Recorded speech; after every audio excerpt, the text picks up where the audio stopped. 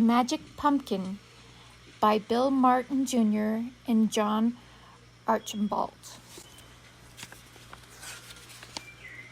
I walked into the garden the afternoon of Halloween to choose a jack-o'-lantern pumpkin for the spooky night of in-between.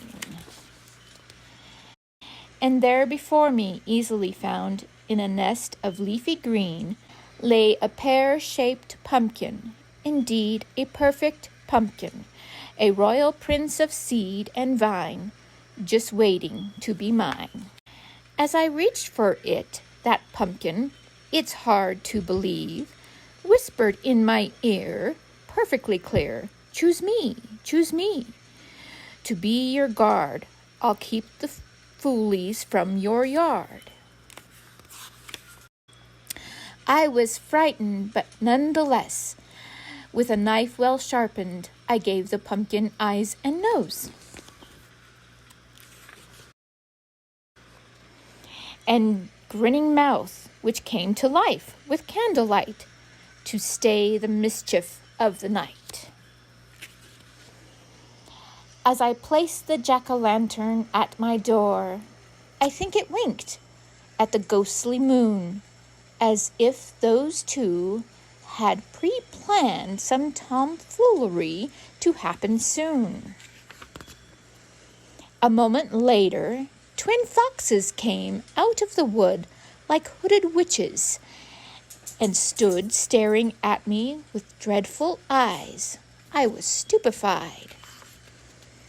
Oh no, through the hedge now came 4 mystic giants, disguised as skunks, walking stiff-leggedly across the yard, straight toward me.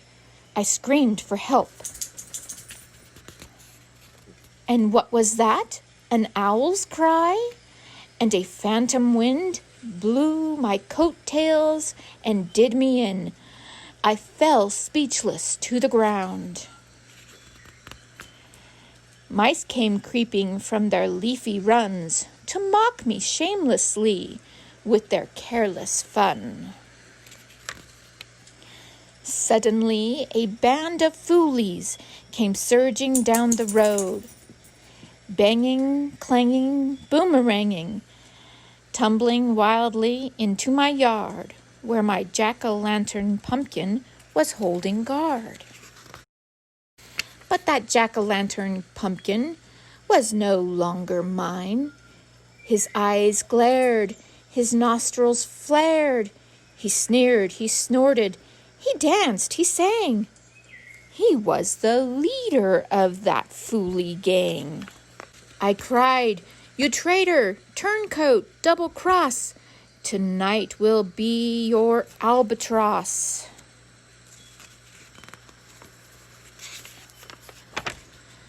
With that, I snuffed his candlelight, and the turncoat withered out of sight.